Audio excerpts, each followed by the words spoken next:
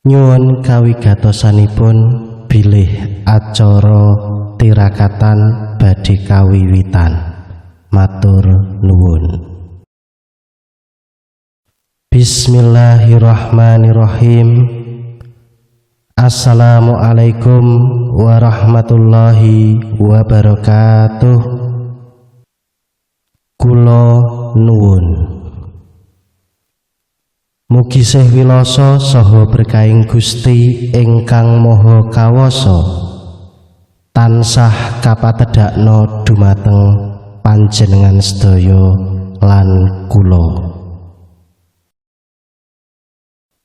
Keparengna kula matur wonten ing ngarsanipun para pinisepuh, para sesepuh ingkang dahat binektenan, para bapak, para ibu ingkang winengku ing pakurmatan, saha para sederek kaneman ingkang winengku ing karahayon.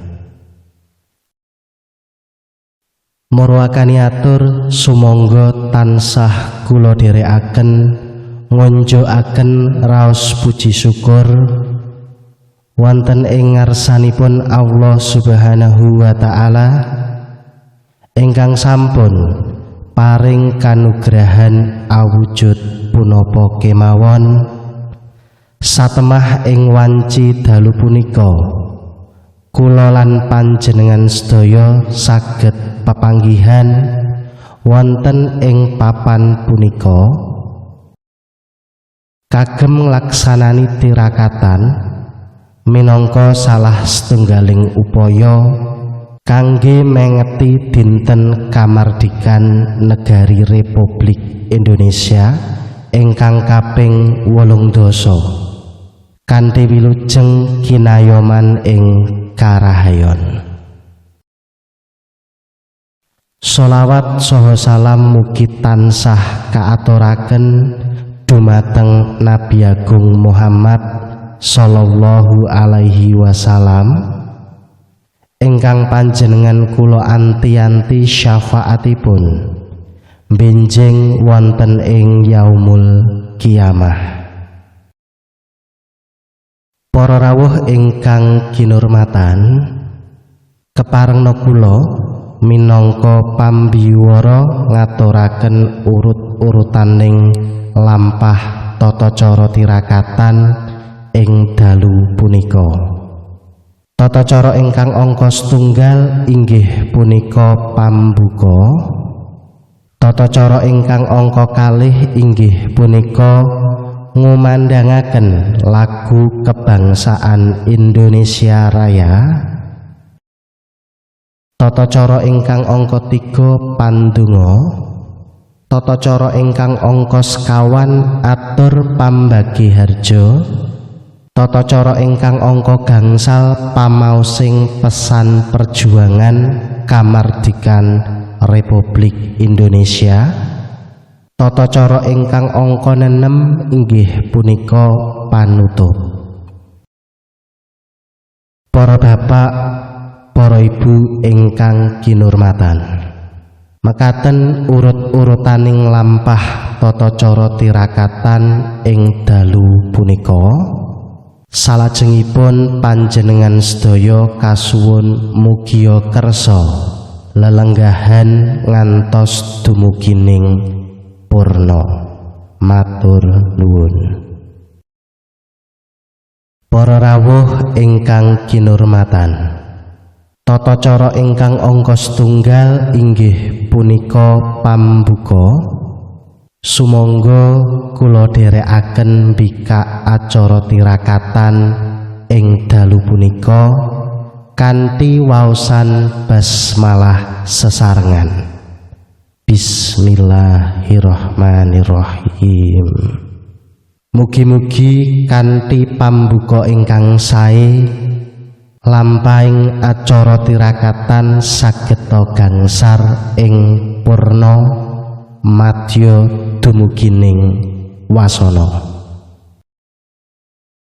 Para rawuh ingkang bagya mulya, Dedaharan saha unjukan sampun kasugata wonten ing ngarsa panjenengan sedaya.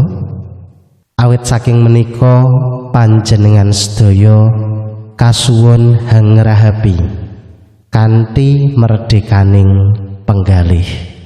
Sumangga para rawuh ingkang luhuring budi, tata cara ingkang angka kalih inggih punika ngumandangaken lagu kebangsaan Indonesia Raya kanthi sesarengan. Minangka dirijen kasuwun tumuju ing papan piniji sederek Inno Yamanaka. Para rawuh kasuwun jumeneng. Para rawuh kasuwun pinarak lelenggahan.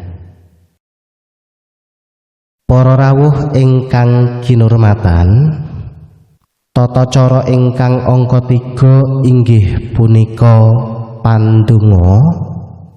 Wondene ingkang badhe hamandhegani lampahing waosan donga pamuji inggih punika Bapak Ibiki Morino.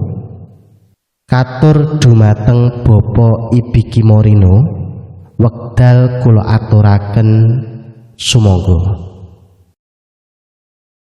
Para rawuh ingkang kinurmatan, tata cara ingkang angka 50 inggih punika atur pambagi harja saking pangarsa RT 6 dumateng Bapak Sikakunara, wekdal kula aturaken sumangga.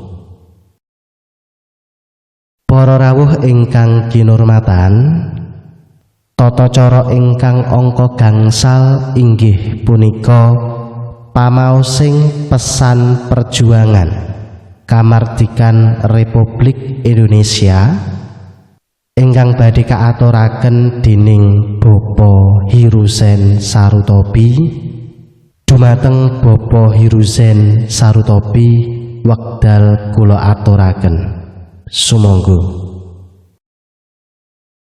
Para rawuh ingkang kinurmatan, tata cara ingkang angka pungkasan inggih punika panutup. Sumangga acara tirakatan ing dalu punika dipun tutup kanthi waosan hamdalah sesarengan. Alhamdulillahirabbil alamin. Para rawuh ingkang kinurmatan, kula minangka pambiwara nglenggana anggen kula ngaturaken urut-urutaning lampah tata cara kathah subasita ingkang boten meranani penggalih. Mawantu-wantu kula nyuwun diagunging sih samudra pangaksama. Pepuntoning atur, wassalamualaikum warahmatullahi wabarakatuh.